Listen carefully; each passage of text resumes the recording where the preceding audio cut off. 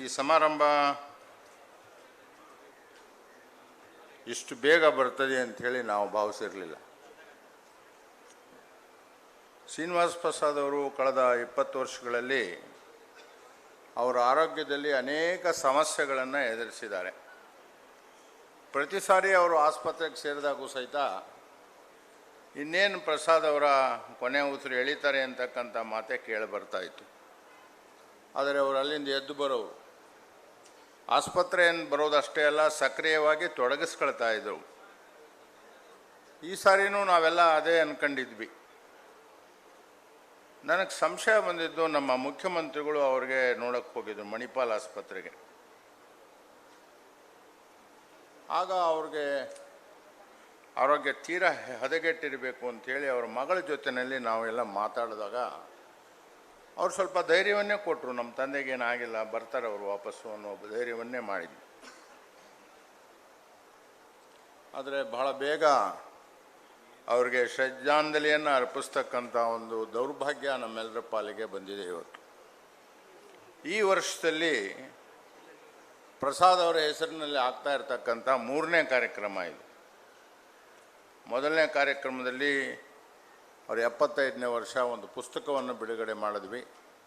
ಪ್ರಧಾನ್ ಗುರುದತ್ ಅವರು ಇತ್ಯಾದಿ ತಳವಾರ್ ಅವರು ಇವರೆಲ್ಲರೂ ಸೇರ್ಕೊಂಡು ಆ ಪುಸ್ತಕವನ್ನು ಬರೆದಿದ್ದರು. ಅದಾದ ನಂತರ ಮಾನ್ಯ ಶ್ರೀನಿವಾಸ್ ಪ್ರಸಾದ್ ಅವರು 50 ವರ್ಷದ ರಾಜಕಾರಣದ ನಿವೃತ್ತಿಯ ಘೋಷಣೆ ಮಾಡ್ತೇನೆ ಅಂಥೇಳಿ ಅವರು ಹೇಳ್ತಾ ಇದ್ರು. ಅದೇ ಪ್ರಕಾರ ಅವರು ನಡ್ಕೊಂಡ್ರು. ನಮ್ಮಲ್ಲಿ ಅನೇಕರು ಅವರಿಗೆ ಬಹಳ ಒತ್ತಾಯವನ್ನು ಮಾಡಿದ್ವಿ. ನೀವು ಸಾರ್ವಜನಿಕ ಜೀವನದಿಂದ ಅಥವಾ ಚುನಾವಣಾ ರಾಜಕೀಯದಿಂದ ನಿವೃತ್ತಿ ಆಗ್ತೀನಿ ಅಂತಕ್ಕಂಥ ಘೋಷಣೆ ಮಾಡೋದು ಬೇಕಾಗಿಲ್ಲ, ಸುಮ್ಮನೆ ಹಾಗೆ ಇರಿ ಅಂಥೇಳಿ ನಾವು ಹೇಳಿದ್ವಿ. ಅದೇನೋ ನನಗೆ ಗೊತ್ತಿಲ್ಲ, ದೈವಲೀಲೆ ಅಂಥೇಳಿ ನಾನು ತಿಳಿದಿದ್ದೇನೆ.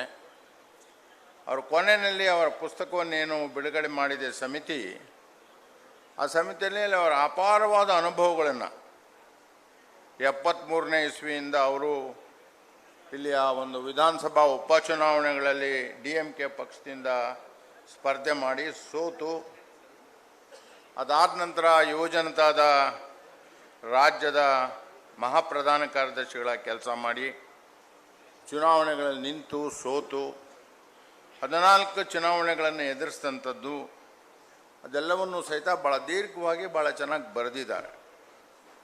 ಅವರು ಬರೆದಿರ್ತಕ್ಕಂಥ ಪುಸ್ತಕವನ್ನು ನಾವೆಲ್ಲ ಓದಬೇಕು. ಈ ಸಂದರ್ಭದಲ್ಲಿ ನಾನು ಹೆಚ್ಚಿಗೆ ಮಾತನಾಡಲಿಕ್ಕೆ ಹೋಗೋದಿಲ್ಲ. ಅವ್ರನ್ನ ನನ್ನ ಗೆಳೆತನ ಸುಮಾರು 50 ವರ್ಷಗಳದು. 1973ನೇ ಇಸ್ವಿನಲ್ಲಿ ನಾನು ಸಹಿತ ರಾಷ್ಟ್ರೀಯ ಸ್ವಯಂ ಸೇವಕ ಸಂಘದ ದಾಂಡೇಲಿಯಲ್ಲಿ ನಡೆದಂಥ ಒಂದು ತರಬೇತಿ ಶಿಬಿರದಲ್ಲಿ ಭಾಗವಹಿಸಿದ್ದೆ. ಇವರು ಆ ತರಬೇತಿಗೆ ಬಂದಿದ್ದರು, ಪೂಜ್ಯ ಗುರೂಜಿಯವರು ಬಂದಿದ್ದರು. 2ನೇ ವರ್ಷದ ಸೆಕೆಂಡ್ ಇಯರ್ OTC ಅಂತ ಇರ್ತದೆ, ಇಲ್ಲಿರೋ ಯಾರಾದರೂ RSS ಕಾರ್ಯಕರ್ತರಿಗೆ ಗೊತ್ತಾಗಿರ್ತದು. ಸೆಕೆಂಡ್ ಇಯರ್ OTCಯನ್ನು ಸಹಿತ ಮಾಡಿದ್ದು. ಆವತ್ತಿನಿಂದ ಕೊನೆಯವರೆಗೂ ಸಹಿತ ಅನೇಕ ಏಳು ಬೀಳುಗಳನ್ನು ನಾವು ಇಬ್ಬರೂ ಸಹಿತ ನೋಡಿದ್ದೇವೆ.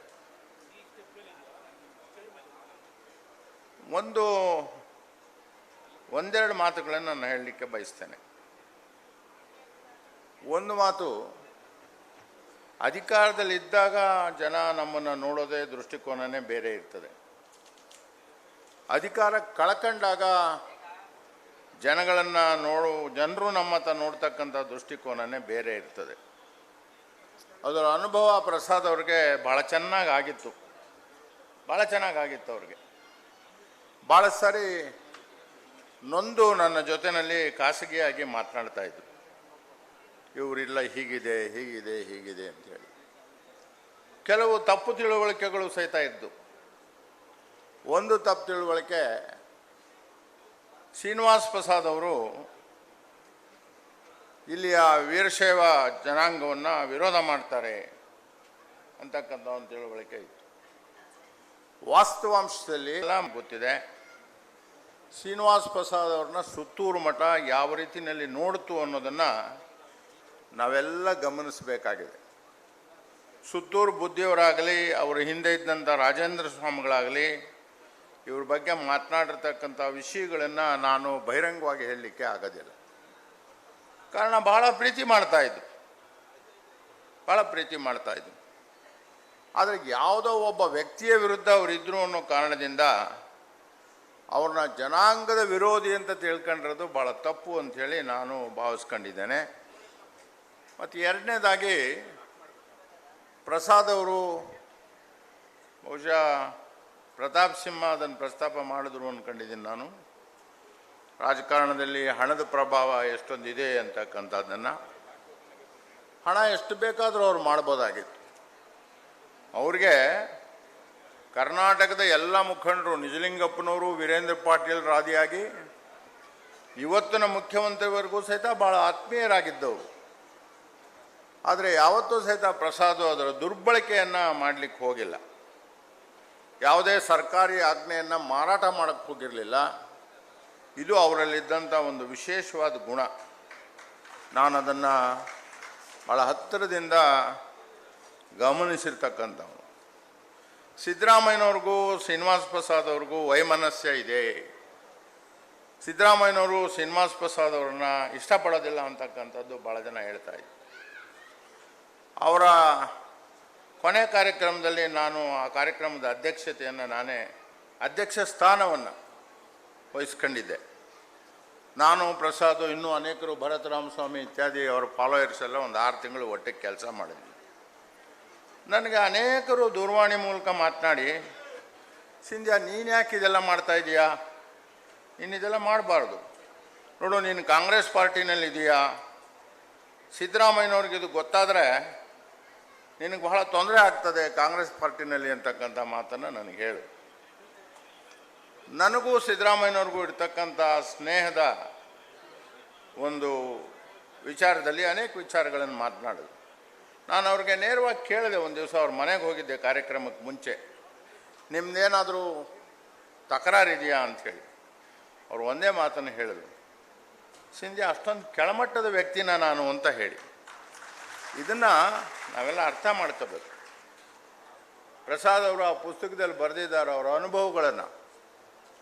ಸಿದ್ದರಾಮಯ್ಯನವ್ರಿಗೆ ಹಾರ್ಟಿನ ಒಂದು ಸಮಸ್ಯೆ ಇದ್ದಂಥ ಡೆಲ್ಲಿ ಸಂದರ್ಭದಲ್ಲಿ ಅವರು ವಿಶ್ರಾಂತಿಯನ್ನು ತೆಗೆದುಕೊಳ್ಳುವಾಗ ಅವರು ಲೋಕಸಭಾ ಸದಸ್ಯರಾಗಿದ್ದರು.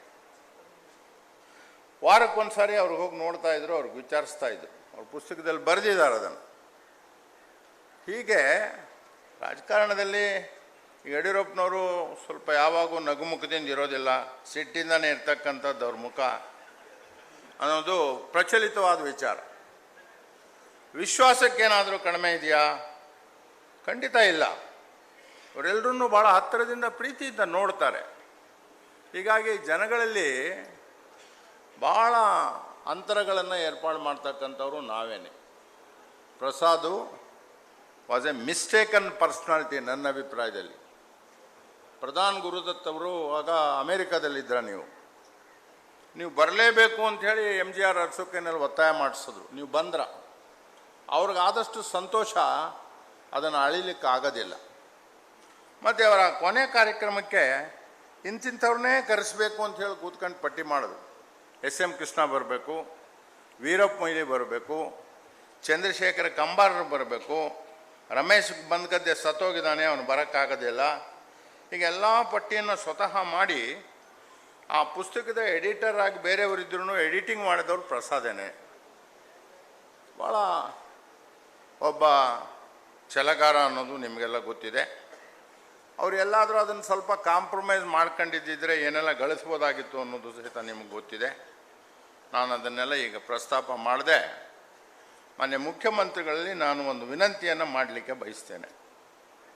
ಏನಂದರೆ, ತಾವು ಅವ್ರಿಗೆ ಭಾಳ ದೊಡ್ಡ ಗೌರವವನ್ನು ಅವರ ಸಾವಿನ ಸಂದರ್ಭದಲ್ಲಿ ಕೊಡಿಸಿದ್ದೀರ.